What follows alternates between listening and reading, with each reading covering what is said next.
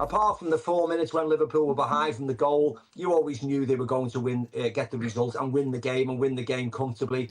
And from then on, the fans respected no one ran on the pitch. They respected the team. They organised, so the team could stay on the pitch and celebrate with them. I thought that was brilliant, and it was just a lovely day all around. A lot of the young academy players, under 15s, under 16s, were ball boys, and they were jumping on all the pictures with the players.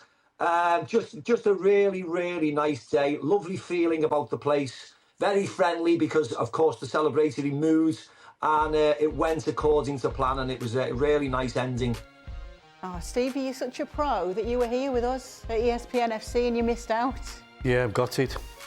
Got it. I thought it'd be a ball boy. Oh, yeah. If I'd put my shorts and my trackie on and I would have got away with it. Probably not.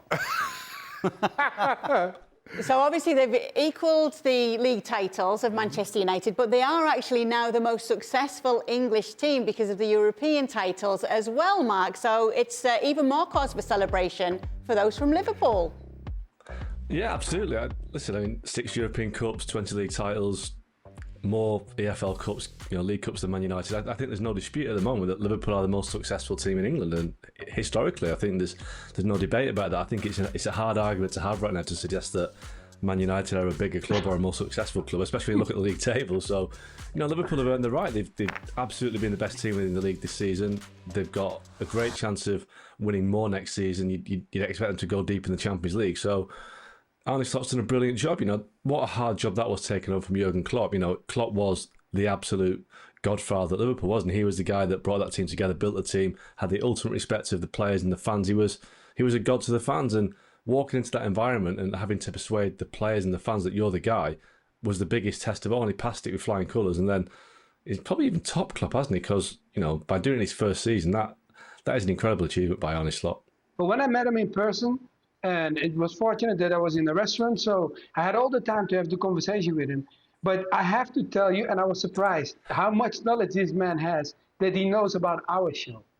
You understand? He even commented about it. He says, yeah, I love it, I enjoy it. And I go like, how do you know about it? You're the coach of Liverpool. Why would you know about this show? And he goes, no, I know the things you do. I said, okay, cool. So we talked about that. But just when I spoke to him, as a human, very charismatic, very nice as a person. So if anyone I wanted to win, to win that trophy, that I will never pull back on a person like him, because he took the job. It was a difficult position because, like we talked about Klopp, you understand, he was the one that idolized by so many people. It's not easy, guys, coming in and then taking over. But the key thing he did, what a lot of the Dutch guys didn't do, he did not try to change the whole rhythm and the whole club and everything. No, he carried on in the same trajectory how the club was going, and then took the job and it just adjusted a little bit. But the key thing in this thing was what Salah said yesterday. Salah had an interview and they asked him, and they said, like, how did how did it go on, and you play a little bit different now? He goes, no, I told the coach, if you want me to defend back and don't gamble as much as I normally want to gamble, I'm not going to score that many goals for you. And then they decided together and said, like, okay, then we're going to carry on, and you gamble sometimes so you don't have to defend as much as I would like you to. And look what happened this season to Salah. Oh, my God. What is the saying? If it ain't done, I know, he left me hanging, didn't he? If it ain't Dutch, it ain't much, but it's all right, man. There you are. That's what it is. Yeah, left me hanging. Left me hanging. I mean, Macca, it's an incredible job he's done. To Mario's point, coming in, taking over from Jurgen Klopp and winning the league in his first season as manager. Yes, I think no one can believe that he'd win the league. I expected him to do well, Kay, I must admit, but I didn't expect him to do this well, of course, and win the league. And the 15 points clear as we're talking now, which is incredible. If they got, I don't think their performances will stand up now. Now I think they're all fit to celebrate, but they could be getting over 90 points. So it's a stellar year again for Liverpool. And the fact that Arne Slot didn't really bring in any signings, yes, he brought Chiesa in, but he's been utilised very, very little. Mamardashvili's going to come in next year, but of course, he's still at Valencia. So the fact that they haven't brought anybody in yet, made the team perform like this, I think speaks volumes for Arne Slot. And he brought in the right staff with him. He looked after the players. He looked after their minutes on the pitch. You know, the training isn't as intense as it was with Jurgen, and he's reaping the rewards. And we know Liverpool will have funds next year to go again, and people will leave and funds will come in, and Liverpool will have a pot of money to try and reinvest and strengthen. And to strengthen from a position of power like they are at the moment is very exciting for the Liverpool players, for the Liverpool fans. Yeah, speaking of those who might or might not leave, there are reports right now that there is a push to keep Trent Alexander-Arnold. What do you think he should do, Macca? Well, Kate, I don't know is the answer, because Real Madrid in their predicament at the moment, like we've just spoken about, Liverpool have just won the league. So from last year to this year, fortunes have changed for each club dramatically, haven't they? I don't know what Trent, whether he wants to play abroad. I don't know whether he fancies an opportunity to test himself, to learn a new language, to learn a new culture. I have no idea.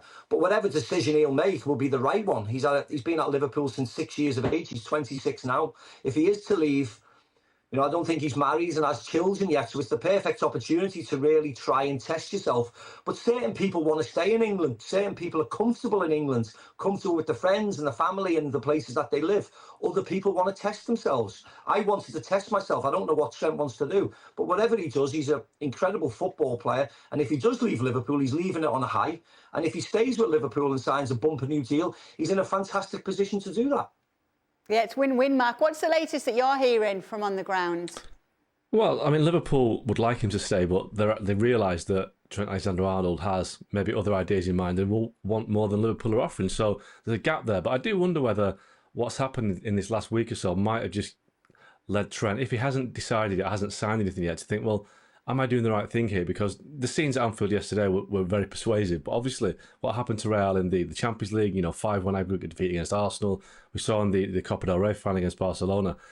I'm sure Mark would never swap his experience for the world. And he won 2 Champions Leagues. But if Trent is going for the trophies, right now you'd think, well, Barca are on the upsurge in Spain. Liverpool, Arsenal are going to be strong next year in the Champions League. Would he be going to Real at the wrong time where they're just having a bit of a dip? New manager coming in, lots of issues in the dressing room. Whereas Liverpool look like they could go on and win titles, Champions League. So I think Liverpool might use that argument as one final last push, just to try and say, look, Trent, what are you going to walk away from here? It's a big thing to walk away from. You can't go up and down because it gets funny. The only thing is, of course, Nottingham Forest, we knew that they were going to have a tough test, you understand, because it feels like City is coming back to the groove. So, yes, there's going to be another spot available. And if Chelsea can close that up, it will be a great achievement for them. Weren't you going a little... Have you changed your mind a little bit after the weekend, Stevie? No, not really. Maybe slightly. So, yes. Well, I'm trying... I didn't think Chelsea would. But then, I've been sitting here over the last 2 or 3 weeks, particularly talking about Liverpool and saying, look, it's not about how you play, it's about getting results. And if you're going by results, Chelsea's win at the weekend is absolutely in that category. Chelsea were bang average against an even more bang average Everton, but they got the win. And then I look at Forest, not on a great run, and they're looking a bit fragile. I think of Villa. Villa have they're becoming the nearly men because they've been so good this season, but yet they're kind of out of everything. So if Chelsea can keep winning, even though they're playing horrible, then they've got a chance. But I still say it's between the top 4 that are there now are absolutely going to finish in the top 5, and it's one from the other 3. And Chelsea's got as good a chance as anybody because right now they're in the position. Shaka, are you yes, no, maybe so, changing your mind? A few weeks ago, I said Chelsea would miss out, Forest miss out, Villa would finish top 5. I'm going to stick with that. And while great result for Chelsea, no question about it, I think they have the more difficult of the run-ins. They have Liverpool. If there's ever been a good time to play Liverpool, it's probably right now. Yep. But then they also have to play Newcastle. They also have to play Nottingham Forest. Big game for Nottingham Forest for them as well. And then Villa probably have the easiest of the run-ins. My big concern around Villa is I thought they looked very leggy against Crystal Palace in the FA Cup semi-final on the weekend. I thought concerningly leggy against Crystal Palace. But I stand by that's the easiest of the run-ins in the three. I'm sticking with Villa just. Mark? Yeah, I think Villa are out a bit. They have the 3 points adrift, but their goal difference is really poor as well. So I'm going to discount Villa straight away. And I think Forest, they've got Brentford at home on Thursday night, and that is their game in hand. If they win that, I think that Forest have got the best chance, because you look at Chelsea's fixtures, Newcastle away, really tough game. Liverpool at home. I know Liverpool have been celebrating, but it's still Liverpool, and they won't want to go out there and lose at Chelsea. So Forest away last game of the season for Chelsea could be a massive decider. That could be the game that decides fifth spot, because I think, let's say, Villa will be out of it by then. So I'm going for Forest Chelsea, final day, winner takes all.